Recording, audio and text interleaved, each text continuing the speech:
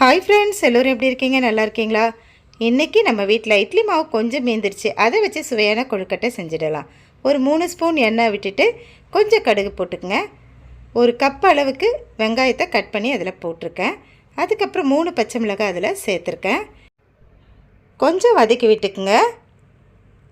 அதுக்கப்புறம் இதில் கொஞ்சம் துருவின தேங்காய் சேர்த்துக்குங்க. ரொம்ப ரொம்ப டேஸ்ட்டாக இருக்கும்.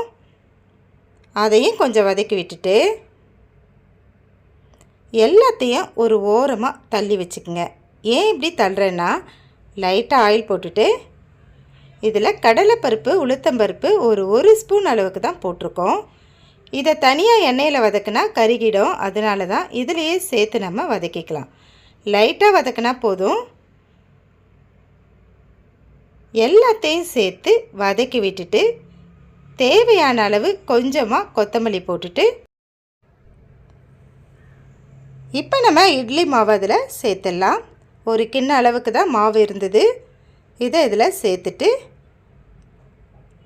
அதுக்கப்புறம் நம்ம இதில் கொஞ்சமாக அரிசி மாவு சேர்க்க போகிறோம். இந்த இட்லி மாவை சேர்த்ததுக்கப்புறம் லைட்டாக வதக்கி விடுங்க. சிம்மில் போட்டு லைட்டாக வதக்கி விட்டிங்கன்னா நல்லா திக்னஸாக வரும். இந்த சமயத்தில் அரிசி மாவு கொஞ்சமாக சேர்த்துக்கலாம். ரொம்ப இல்லை, அந்த ஈரப்பதத்துக்கு ஏற்றது போல் கொஞ்சம் நீங்கள் சேர்த்துக்குங்க. தேவைக்கேற்ப உப்பு பார்த்துட்டு உப்பு இதில் தேவைக்கேற்ப சேர்த்துக்கலாம். அதுக்கப்புறம் எல்லாத்தையும் நல்லா கலந்து விட்டுருங்க. நல்லா ட்ரை ஆகிடுச்சு. கொழுக்கட்டை பிடிக்கிற பக்குவத்தில் இருக்கும்போது ஸ்டவ்வை ஆஃப் பண்ணிவிடுங்க. ஆஃப் பண்ணிவிட்டு கொஞ்சம் மிதமாக சூட்டில் அழகாக எடுத்து லைட்டாக பிடிச்சு நம்ம மொத்தமாக வச்சு வேக விட போகிறோம். அவ்வளவுதான். இட்லி பாத்திரத்தில் கூட வேக விடலாம்.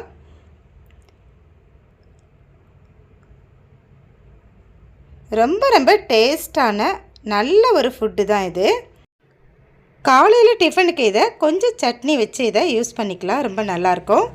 இப்போ பாருங்கள், ரொம்ப சூப்பராக வெந்துருச்சு. ஒரே ஒரு ஆவியில் ரொம்ப அட்டகாசமாக வெந்திருக்கு. நல்ல டேஸ்டியான சத்தான கொழுக்கட்டை ரெடி ஆயிடுச்சு ஃப்ரெண்ட்ஸ். நீங்கள் செஞ்சு பார்த்துட்டு உங்கள் கருத்துக்களை சொல்லுங்கள். நம்ம சேனலை மறந்துடாதீங்க, சப்ஸ்கிரைப் பண்ணிக்கங்க. சப்ஸ்கிரைப் பண்ணியிருந்தால் ரொம்ப நன்றி. அடுத்தடுத்த அப்டேட் உங்களுக்காக வந்துக்கிட்டே இருக்குது. தேங்க்ஸ் ஃபார் வாட்சிங் ஃப்ரெண்ட்ஸ்.